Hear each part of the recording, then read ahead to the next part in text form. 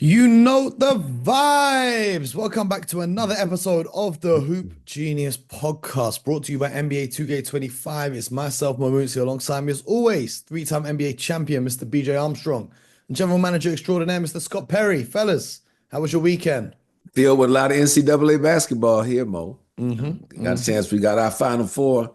What Hoop Genius? Did we go three or four? Oh, Did let we me let me let get me pull it up now. in the Let me Final pull it up Four? now. Final four, we had Florida, Mm-hmm. we had Houston, we had Mm-hmm. Duke. The Yep. only one we didn't have, we had Michigan State The being state beating Boston. Auburn. Yep. Mm, And that mm. was and Auburn. Look, Auburn was the better team.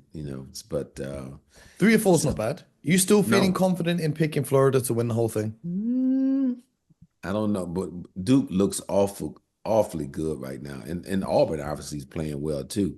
Uh, hmm Florida did enough to get in, and it took the young guard Walter Clayton Jr. to have two huge games late and make some big time shots for them to even be in this position of being in the Final Four right now. So if I'm going on how teams are playing, I'm not feeling as great about the Gators right now. I believe Duke is playing extremely well at both ends, and I think they have the best player in the entire tournament in Cooper Flag. So if I had a chance to readjust right now going into it, I like Duke. BJ, who do you like to win the Final Four? Florida. Florida is the team that I've kind of said I think has the chance, the opportunity to win it, just because they have four bigs that they play.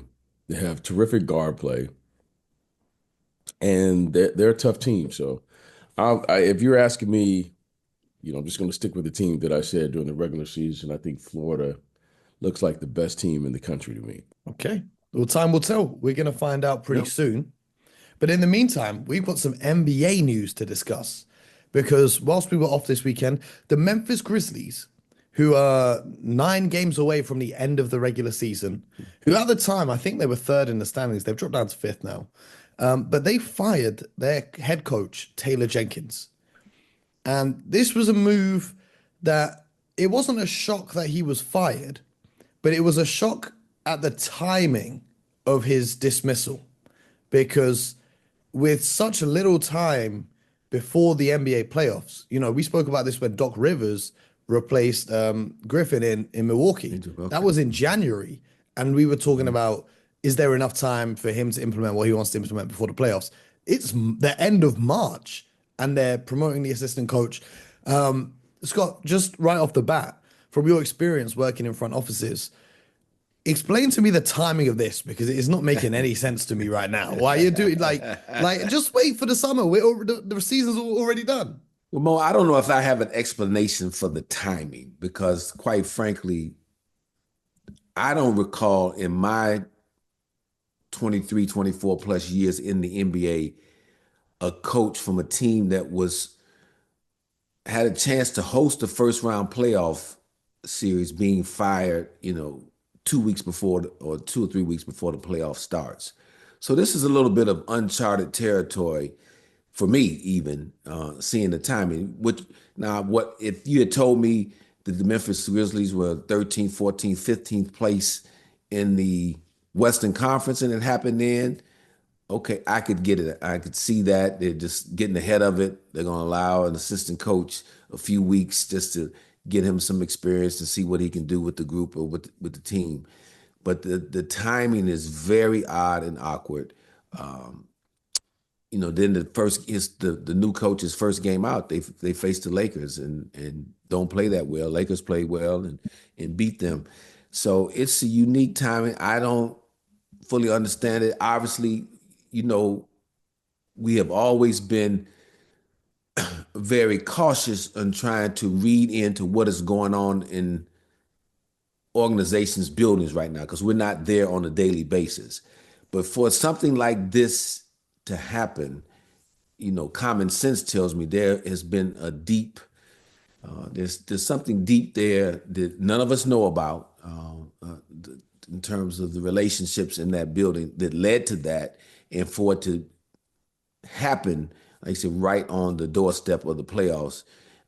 So it's going to be interesting to see where this not only this team goes the remaining of this season, but this off season in years to come, because this is not a typical move that you see. I think the writing was on the wall for this since last summer, where they cleared house with the assistant coaches and replaced all of the coaching staff. They recruited Tuomas Lisalo from Paris basketball. I think they were in like a bidding war with the Wizards to try and recruit him to their coaching staff. And he's now the man that steps into Taylor Jenkins' shoes. It's almost like to me that there's a difference in philosophy between the front office and what Taylor Jenkins was trying to do. The reason I say that is the Memphis Grizzlies, we talk about a lot of teams playing the same style of basketball. The Memphis Grizzlies maybe play the most unique style of offense in the NBA right now because they run the least amount of pick and roll actions out of any team in the NBA. Every team in the NBA runs at least 33 picks per game. The Grizzlies have less than 27. If you go back to the 2022-2023 season, they were running 43.5 picks per game. Now, with a player like Ja Morant, you would think, just on the basic logic, that running a pick and roll with Ja Morant, especially when you've drafted someone like Zach Edey, is going to be a crucial part of your offensive system because you want someone with his athleticism getting downhill and attacking the basket. But the Grizzlies have come up with this whole new offense and this whole new style of playing, which is, I like it, a lot of player movement. But it seems to me that maybe Taylor Jenkins didn't buy into it and what the front office and the new coaching staff was trying to push. And it also seems to me, from the outside looking in, that I don't know if Ja Morant really loves this new style of play. Obviously, he's missed a lot of games with injuries and whatnot, but I don't know if this is the best system in which to maximize his skill set. The timing of the firing is insane because it's right before the playoffs, but they have been on a horrible streak against teams who are above 500. They had 9 straight losses by an average of 13 points. In the first half of the season, they were 7th in defensive efficiency. The second half of the season, they're down to 20th. So the writing has been on the wall here. BJ, what do you think about this kind of philosophical clash between perhaps the front office and how they want this team to play, and maybe how Taylor Jenkins and Ja Morant wanted this team to play? I don't want to begin to speculate because I am very sensitive to the fact when people lose their job. So I want to give that and be able to have the integrity and how this is being reported. The one thing I will say is that it has been unusually quiet. Okay, normally you'll hear something will leak, or you'll be able to verify, from some verifiable sources. I've heard absolutely nothing. Now, that to me says that something is really going on or something went on down there. Coach Jenkins is a friend. Zach Kleiman, the executives down there, I know these people. I've heard nothing. I mean, Scott and I have a mutual friend, Tayshaun Prince, who's there. I've heard nothing from anyone. So I have no idea. I don't know. But at some point, I suspect that, it will eventually come to light what happened down there. I agree with both of you. The timing was very different, but things happen. It's the NBA. You move on, players adjust, and you move on to the next thing. I mean, we've seen something similar to this with Adrian Griffin. Now we've seen it with Taylor Jenkins. And okay, if it's not about winning and getting to the playoffs, then what is it about? Okay, what is it about? So again, I don't know. I've heard absolutely. I want to make sure I say that again. I've heard nothing. And I don't think, at least to my knowledge, I've seen anything where it's, it was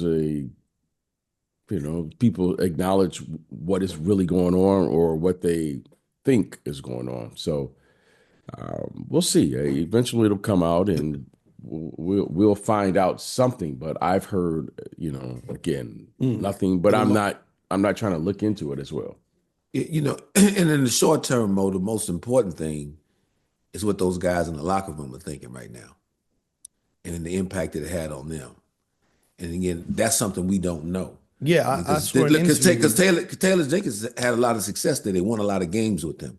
And again, I don't know all of the individual relationships with him from a player standpoint, but however, these are the guys, when you make a decision like that, the playoffs are getting ready to start, and they're going to be expected to perform at a high level and win a first round series. Yeah, I saw an interview with Gigi Jackson, and he said he thought that the news was one of those fake parody accounts, and he didn't actually believe that it was real that Taylor Jenkins got fired. I think the crux of this is, though, last season for the Grizzlies was a complete write-off with injuries. The season Right. before, they lost to the Lakers in the first round. And now, if you were to look at this Grizzlies team, and if they were the 4-5 matchup with the Lakers, I don't know how confident you would feel that you would beat the Lakers in the first round again. So you're looking at a team that you would expect to develop year on year. But right now, you're kind of in the same place you were 2 years ago. Year before, they obviously lost to the Warriors in the semifinals, and the Warriors went on to win a championship. So I don't know whether the front office is looking at it like they're not any closer to a championship than they were 2 years ago. And And you look at their payroll too, Mo. Look, you got Ja Morant, big contract. Jackson, big contract. Yep. Desmond Bain, big contract. They've invested in those guys. They believe that core group there was going to give them an opportunity to at least be in the conference finals, and that has not happened yet. So now you're going to be looking at some deep internal reflection and evaluation coming this offseason if you don't get past the first round again this year. absolutely. And it's kind of like the identity's changed as well. Because you remember when they had like Steven Adams, they were the best offensive Yes. rebounding team in the NBA by a clear stretch. They don't have that reputation anymore with it. But I did want to talk about another team in the Western Conference that we've kind of mentioned briefly, but I wanted to go a little bit deeper on them. And that's the Houston Rockets, who currently sit second, 49-26. They've won their last three, they've won 9 of the last 10. They've started the season really strong. Then they went through a real rough patch, and then they've been on a real hot streak. They're the second seed, and they should finish comfortably as the second seed. They've got a 2-game lead over the Nuggets right now. But I don't really hear anyone talking about them as serious contenders. Maybe that's because they don't have a quote unquote star player that most people think is essential to win in the playoffs. But how do you look at this Rockets team? Because I love what they do defensively, in particular. And you know I'm old school. I love what they do on offense, especially with Şengün. But why aren't people taking this Rockets team seriously? Because they're the second seed in what everyone describes as a tough Western Conference. Well, look, they're just fighting the narrative because they're a young group. They weren't in the playoffs last year. Now they've on this really meteoric rise to the number 2 team in the Western Conference. So you get a lot of people that are just saying, okay, what are they going to do come playoff time? They don't know that they're equipped to have much success. I would disagree with that. I like this Rockets team for a number of reasons. Here's why. They're deep. They're athletic. They're tough. They defend. They're extremely well coached. The only thing that they don't do particularly well and on a consistent basis is shoot the 3-point shot well. I think they're in the bottom 5 or 6 teams in terms of 3-point shooting percentage as a team. That is the one thing that they need to continue getting better at. They can be streaky. They have nights that they can be very successful, but they got a point guard who's been part of a championship team in Toronto, and Fred VanVleet. You've got Jeff Green, who doesn't play a lot. He played last night when I watched him against the Phoenix Suns, but who's been part of long-term veteran, great mentor to have over there for a younger group, and was a champion with the Denver Nuggets. And you mentioned Şengün, who's a load down on the box. He can really score. And they have athletic guys who can defend. Amen Thompson, good defender. Jalen Green attacks the basket, great in transition, but has improved a lot defensively under the tutelage of Ime Udoka. I like this group, and they play together, and they don't play with any fear in them. So it's going to be interesting to watch them in the playoffs. Obviously, they have to go through a playoff series and get some bumps and bruises and feel what it's like to now play teams when they have uh, an encyclopedia to prepare for you versus a couple pages of Yep. a scouting report notes during the regular season. But I like the group, and I have a lot of confidence in Ime that he'll have them prepared to compete, and they can beat you in a number of different ways. And you know me, Mo, I've liked teams that are extremely deep, and the whole notion that you have to have a superstar to win it. Yeah, that can be disputed. Just go back in some time.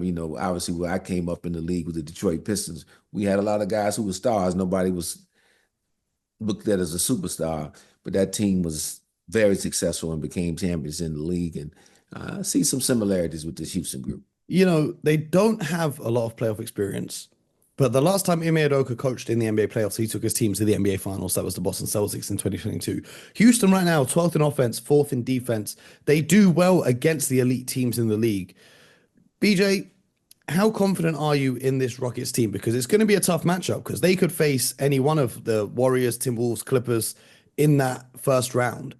How confident are you that this Rocket team can advance at the very least out of the first round? Well, the way I'm looking at this situation for the Rockets team, they've already won. They are ahead of schedule.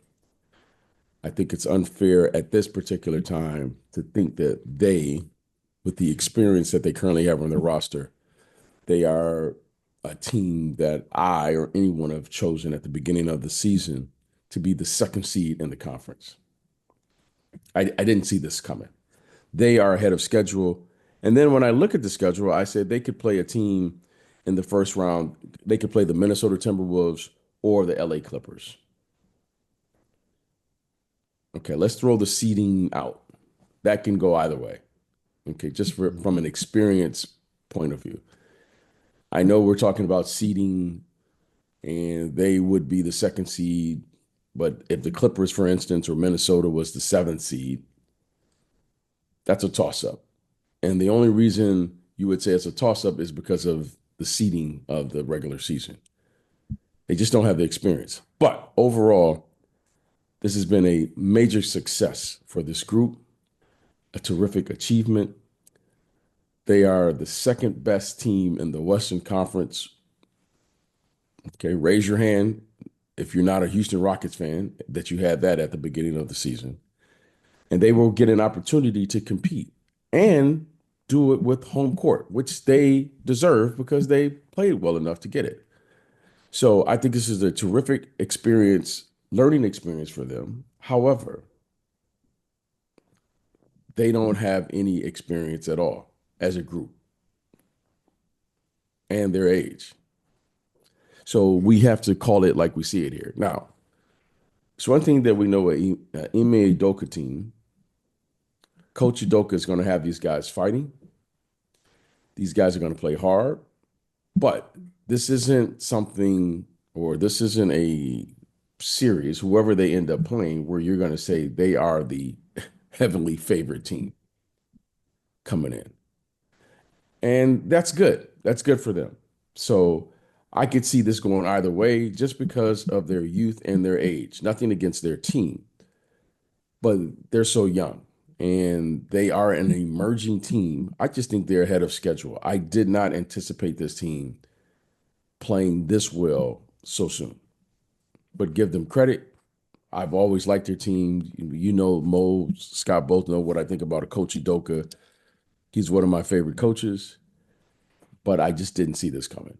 I didn't have this coming, especially in the Western Conference. So I don't think that's unfair. If you told me they were playing the Minnesota Timberwolves and let's say 2-7, and the Timberwolves were picked to win it, I wouldn't. Yeah. That wouldn't bother. That would not bother me, and I don't think that's unfair. I don't even think it's an upset. I just think that's where the parity is at it in the NBA, and I think that's good. So, but these guys deserve it. They deserve the second seed or wherever they finish because they played well enough in the regular season. But it's a new season now, and we'll see how it turns out. The one thing when we talked about this team last year, what we did see with them, with the young team, was that they learned how to win at home first Right. in the regular season. They were a very good home team last year. They're an excellent home team again this year. What they learned to do in this regular season is be much more effective and impactful on the road. I believe they're 22-14 on the road, which is a really good road record. Even we're talking regular season right now, but still an accomplishment for a young team. So again, you don't get playoff experience until you get in and play these games. So it was going to be interesting to see this group when they get into a tangle. I agree with BJ. Teams like Clippers and Minnesota that have more experience across the board will be tough matchups for them. But I see a team that will be unafraid to take on that challenge, though, as well. And it'll be interesting to watch them. Did the Rockets remind you maybe of the 2022-23 Cleveland Cavaliers? They were a 51-win team. The metrics for the offense and defense in a regular season were great, but like the Rockets, they didn't have the experience, so on and so forth. And ultimately, as Jarrett Allen said, the lights were too bright. The biggest difference for me, though, in those two teams, why I would hesitate, is the Houston team plays with some physicality. They're a more physical team than that Cleveland bunch was, that team that you referred to. Yeah. Now, Cleveland has improved this year in that area, being able to play more physical. But Houston, that is part of their DNA. And so from that standpoint, when you go match up against the Rockets, they're going to be ready to tangle physically right off the bat. So I look at them a little bit different than that Cleveland group. But the similarity is what you're referring to, though, Mo, is both were inexperienced when it came to playoff runs as a group, and they still going to have to go through that gauntlet of the playoffs. BJ, as a former guard in this league, does Jalen Green's inconsistency concern you a little bit? Because there are some times where you watch Jalen Green and he is simply fantastic. There are other times you watch him and he kind of struggles a bit. When it comes down to the postseason, especially as Scott said, when teams have an encyclopedia of a scouting report to go up against you, how concerned are you about what Jalen can deliver for them in the postseason? Well, he's a young player, correct? Yeah. Okay. Well, this is part of the growth process. You don't start complaining about the process when you draft these kids, 1 year removed? Some of them, Yeah, I think he went to the G League. 23. So this is part of the process. So the one thing that you have to love about Jalen Green is you see the potential that he has.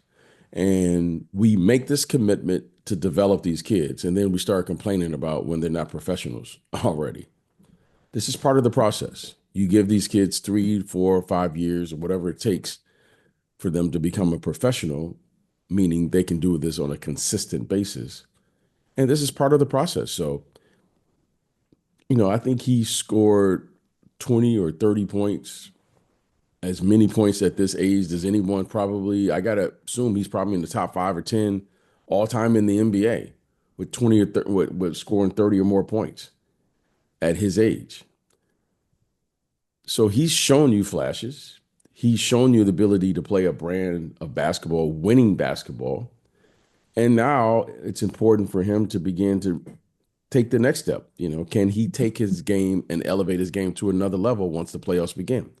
I have no problem with this.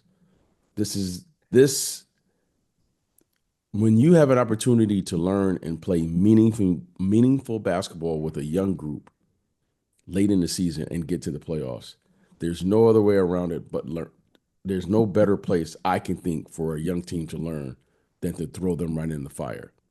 This is excellent for them. Now, let's give this group 2 or 3 years to figure out what they're going to do in the playoffs, and then we can have these conversations. But what more can you ask? I mean, there's only one more step for them to go to be the best team in the conference. There's no other thing to even discuss with this group. They beat the absolute brakes off the Phoenix Suns last night, 148-109. I think they put up 78 points in the first half. I didn't watch the second half. I'm gonna be real with you guys. It was 4 a.m. I said I ain't watching this second half. The Rockets have put up 78 I don't points blame in you, the half. Don't blame me. But that loss for the Phoenix Suns, and the last home game they had, they lost 132 to 102 to the Boston Celtics.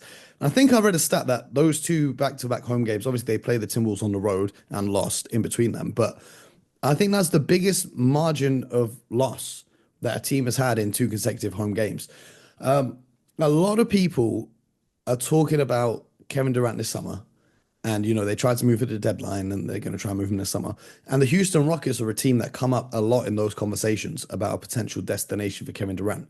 With everything we've just said about how great they are as a young team and what they're building there and so on and so forth, would trading for a 37-year-old on a max contract be a good idea for this Rockets team? Because on paper, it might not be a greatest idea, but Kevin Durant is Kevin Durant. Well, Mo, let me go back to us talking about Houston and heading into the playoffs. One of the things that I always did as an executive is that let me really hone in on my basketball team going into the playoffs and evaluate us, my entire group, during that experience, whether it's going just one round, whether we're fortunate enough to go 2-3 rounds, whatever, or even all the way to a final. Because the playoffs end up revealing for me oftentimes exactly who we are as a group and as a team and what is needed moving forward. Even if you win the whole thing, you're always looking at ways of trying to tweak and retool your team. So I'm going to, in terms of speaking on Kevin Durant at this point for the Houston Rockets, I want to see this Houston Rockets team perform in the playoffs and just what they're missing. I mentioned the fact that they're not an outstanding outside shooting team. Obviously, Kevin Durant helps that. But how much would he change the dynamic of the locker room if you were to bring him in, and what do you have to give up to go get him? These are all questions that you will answer. You can answer a lot better and with a lot clearer focus after you've gone through this playoff run and really got a chance to evaluate your guys in that situation. You know what you have in the regular season, and you got a lot of good young players. And the fact of the matter too is you're not going to be able to pay all those young players on the other side either. You're going to have to pick and choose in that way as well. So let's see how close, how well they play, and how close they feel as an organization they are to eventually overtaking a team like the Oklahoma City Thunder, and would a guy like Kevin Durant be the difference of being able to do that? I'm not so sure right now either way, but after the playoffs, again, from the outside, not knowing all the personalities in the locker room, I think we'll have a little more comfortable take once I've got a chance to see this group really engage in the playoff series or series. What are your thoughts, BJ? Yeah, I do not subscribe to the hero basketball theory of bringing in someone, especially we're talking about someone that's going to be in your, let's say, top three, and all of a sudden thinking that is going to push you over the top. They have a timeline that this team is working with or operating with. And these guys are all young. They play a brand of basketball where they are trying to figure out themselves who they are. They're trying to, is Sengun, is he the answer? Is Thompson, for instance, they have players down there that we don't know. We don't have the answers to that just yet, of who they are and what they are. But what we do know is that if you could add a player to their group and fit their financial model that they're trying to do, and that's the most important thing, because they have to start paying these guys. They're going to have to commit. What are you going to do with Thompson? What are you going to do with these guys? Yep, okay? they've given Şengün the extension. Jalen Green's on the books until 2028. Well, that's a player option in the final year. Thompson will be eligible for his extension next season. Fred VanVleet is the interesting contract here because it's a team option for $45 million next season. So in terms of talking about a trade for Kevin Durant, that's the piece that you would be looking at in terms of moving off Fred VanVleet and bringing in someone like Kevin Durant. when they drafted Amen Thompson, and I don't want to forget because when I saw him, he was drafted as a point guard. Okay, so there are a lot of questions here.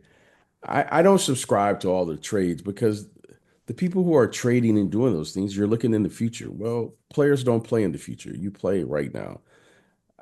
I owe it to this group to allow them to figure out who they're going to be and their identity as a group because they are the ones who've achieved this success. Dylan Brooks and all of these guys. Give them a chance. Let's let them figure out who they're going to be. Now, the one thing that I have to also say in the same breath, I'm not in the locker room, so I don't know the personalities. No one should know their team better than the people that are in that locker room.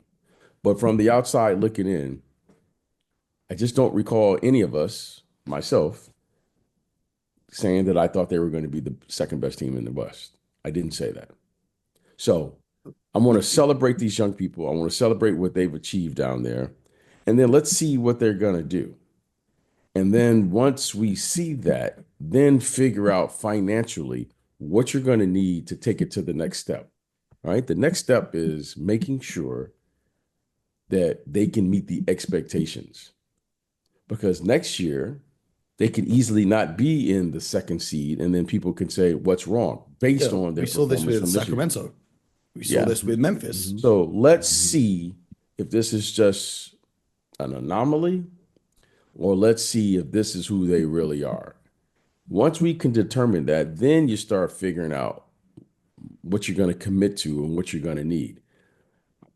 I don't, if you have Sengun, Jalen Green, Thompson, Brooks, what's the other kid from Villanova? Is he hurt right now? Whitmore. Whitmore. You Whitmore's got a good player. Jabari Smith.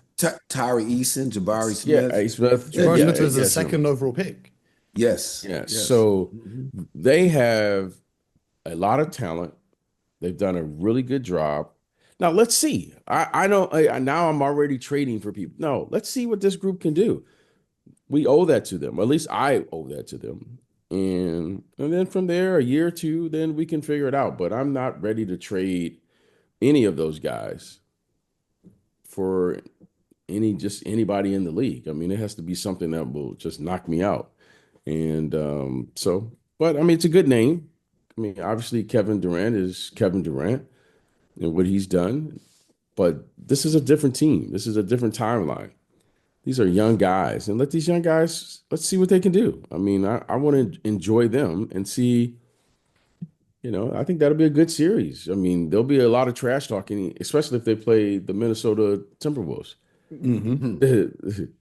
That'll be a fun series. That would be a fun series. No one's going to back down in that series, my Detroit Pistons got in a little skirmish last night, just a little one. Just a few.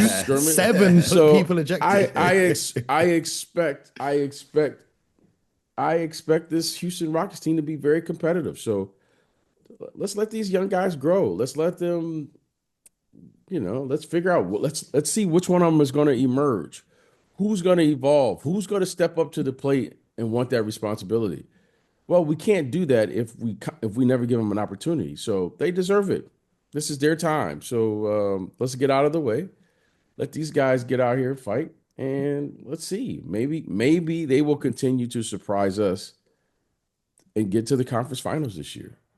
Maybe. I hope so. I like the Houston Rockets a lot.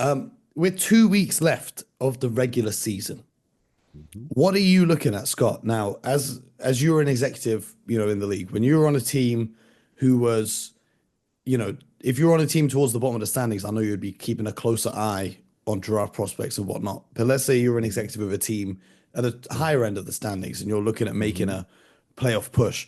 What are you really focused in on in these final 2 weeks of the season? As we know, a lot of these teams at the bottom, they like to tank harder to try and get a better draft pick, and the teams at the top like to rest their players to ensure everyone's healthy for the playoffs. What are you focused in on as we close out this season here? First thing you want to be playing well heading into the playoffs. That's first and foremost. You want to have some sort of rhythm. We just got done talking about the Houston Rockets. This team is playing well. They're 9-1 in the last 10 games. So that's one thing I'm looking for. Yes, health is a very important factor. There's no question about it. But you don't want to rest guys to the point that you're breaking players' rhythms, though, heading into the playoffs. Look, this league was built on players playing 82 games a season.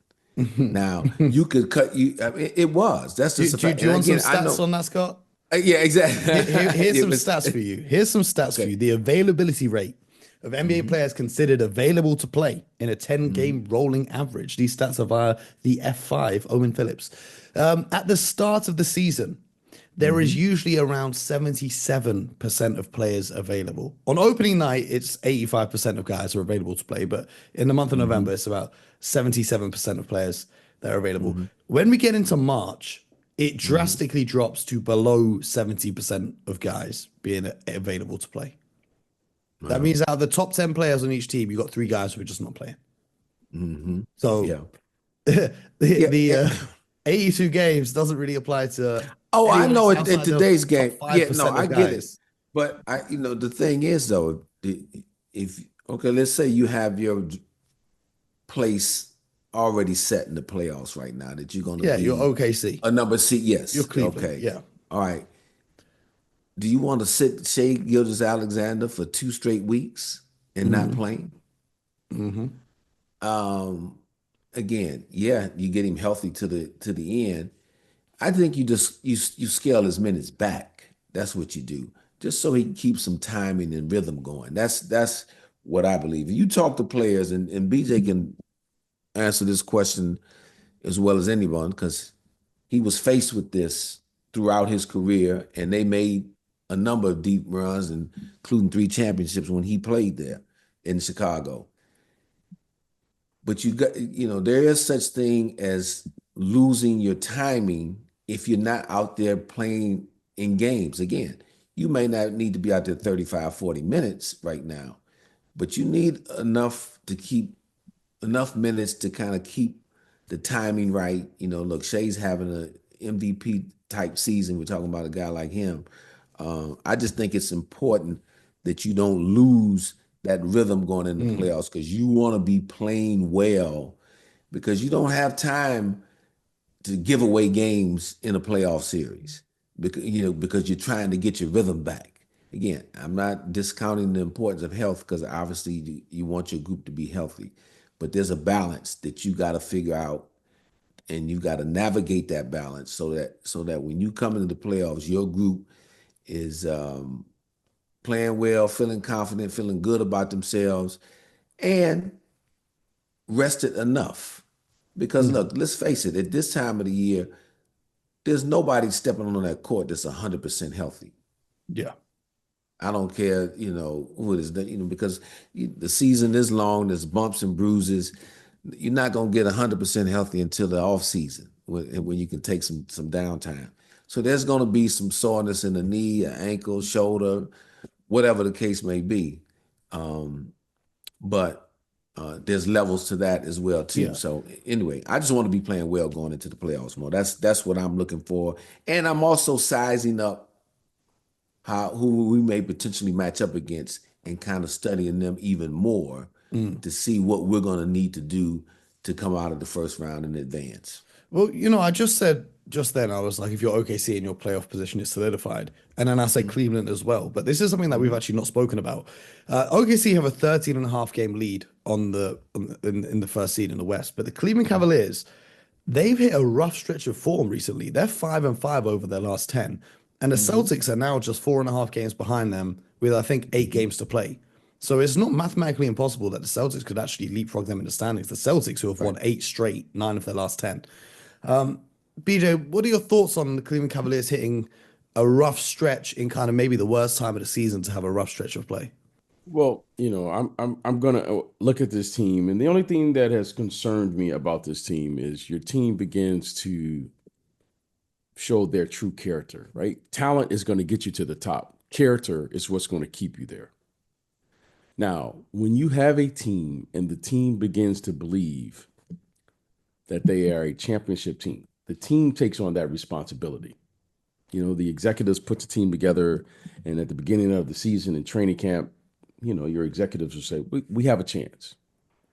And then all of a sudden, you can see the team form their own identity within the course of a season where they'll take on the character that you love to see, which is we're not going to lose consecutive games, regardless what's going on. It's like one of those things that, I don't know, maybe Scott can talk about it, that the team suddenly just takes on. Like winning matters to this group. For the most part, they'll probably enjoy each other's company. At least they understand the professionalism that's necessary to win. But they'll take on that one trait. Now, we've seen this team lose 2-3 games. I just saw them when they came out here on the West Coast. They went on like a 3-game losing streak. Mm-hmm. And I thought I mentioned that. I think we talked about that. I said, if there's one thing about this team that kind of, you don't see it often. Championship caliber teams don't lose 3-4 games during the course of a regular season, traditionally. Mm-hmm. Now, the last team that I can think of, like off the top, and I'm sure there are probably others, was been the Houston Rockets. Like that Houston Rockets team in the mid 90s, they would go up and down. But overall, when you start seeing teams lose 3, 4, 5 games. Yeah, just last week they lost to the Magic, the Clippers, the Kings, and the Suns. And, with the exception of the Clippers there, the Magic, the Kings, and the Suns aren't teams that they should have been losing to. Yeah, I don't care who they're losing to. It's the fact that the team has a competitive spirit that those guys don't want to lose. So I'm a little concerned with that as they head into the playoffs. And traditionally, you don't see that with championship caliber teams. There's a sense of urgency that they bring to the game. When the team loses, you don't have to tell them, hey, we can't allow this to happen. So we'll see. Maybe there's some injuries or things we don't know about. I don't know. But I am a little concerned because I saw them on the road. Okay. And if you're going to be a champion, you have to be able to win on the road. Okay. Regardless. I don't care whether you have home court. You have to go into an opposing team's home court and win and get a game. So that is my biggest concern. They've had a marvelous regular season, but I mean, you got to get it done when it's time to get it done. And if you see something, it's probably going to show up again. And hopefully, because you don't want to see that same thing. I think Scott, you were part of the New York Knicks, where they had home court advantage, and the Knicks came in there and beat them. Mm-hmm. Okay, so we know that what has happened in the past, and until they're able to advance and take on that challenge, that's going to always be lingering around. So I'm a little concerned. I would like to see them win these games, regardless who they're playing.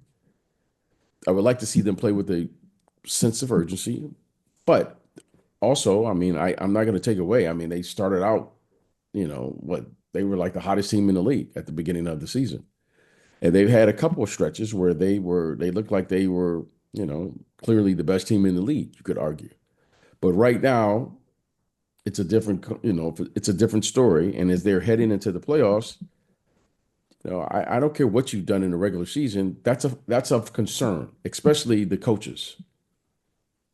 And you got to win these games, especially, and as I like to say, you got to beat the teams you're supposed to beat. They're supposed to beat some of those teams.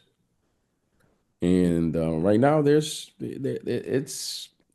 sure there's still a confident group, but maybe not as confident as you would like heading into the playoffs.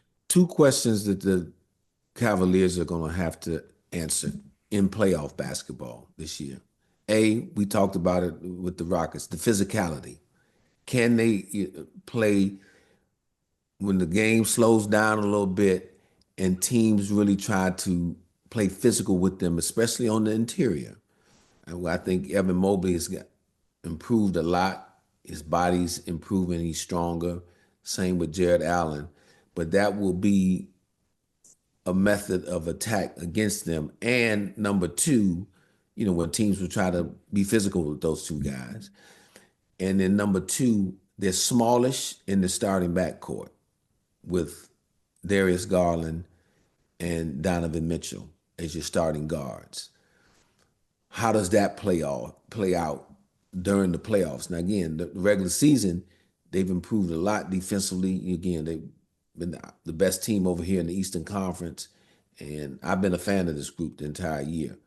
But again, when you get into the playoffs, teams are going to assess what your perceived weaknesses are, and they're going to try to exploit that. How do they handle that when faced with that in consecutive 7-game series? So that'll be the biggest, for me at least, as I watch this Cleveland team navigate their playoff run this season as opposed to last, because now there's more expectations with this group too.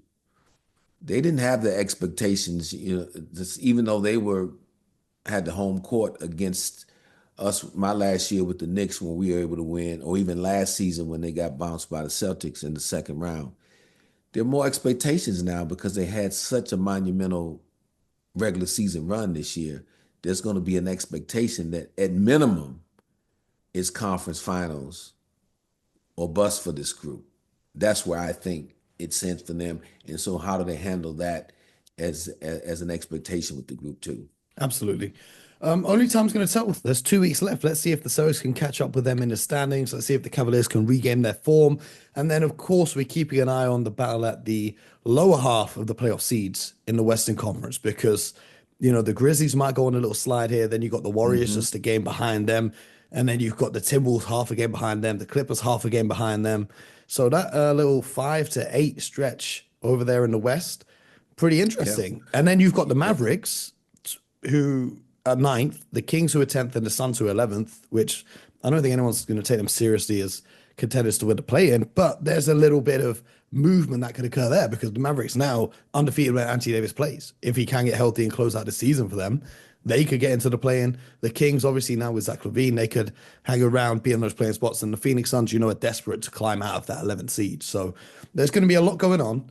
And we're going to be here with you for the next 2 weeks and for the NBA playoffs and beyond. So make sure you subscribe to the show, YouTube, Spotify, Apple, wherever you get your podcast from. And I want you guys to do one thing for me. My favorite part of the internet is every Monday morning, I get a notification on my phone that Mr. Scott Perry has dropped a motivational quote of the week. I need you guys to all go follow Scott because these quotes, I read them and it gets me geared up for the week. So make sure you go follow Scott on Twitter. And, you like the one? You like the one this morning, Mo? Do you know why I say that, Scott? Because today I was away for Eid. Eid Mubarak to all the Muslim people listening to this show, and I was out of town, so I was actually on a train home, and I had no signal, so I couldn't actually see my motivational quote for the week. So could you bless us with it right now? I'm gonna bless it with you real quick. All right. In the performance of any task, proper preparation is the difference between success and failure. Taking the necessary time to prepare yourself physically, mentally, emotionally, or spiritually will always pay dividends. Days spent in preparation is never wasted time. There we go. Hope that helps you guys all listening to this on your week. Scott, I think you need to write a book. And Mo, it's never wasted time. And I'm saying, and I left out the last part. There's always a price to be paid in order to successfully get the job done. That's a fact. Okay. Do you like go. You like that, Mo? I'm ready for the week now. Got your week started exactly. Let's go. Let me go get this workout in now. Appreciate you, fellas. BJ and I'll be back tomorrow. Scott, maybe drop in as things occur throughout the rest of the season. No, I want to definitely, because this Western Conference deciding this 5th and 6th seed is really going to be fascinating to watch. You can see, I mean, obviously we talked about the Pistons in Minnesota getting into that tussle yesterday. Emotions are running high. That, Minnesota is playing with a great deal of urgency, trying to get at minimum that 6th seed right now. So every game that they play, Clippers, Warriors, and Grizzlies, I mean, it's going to have some playoff type intensity for those groups because they all are trying to avoid that play-in. And we may have another special guest. Mr. Jamal Crawford hit me up saying he wants to come back on the show. So stay tuned. Stay tuned. We ain't done yet. And until next time, get buckets.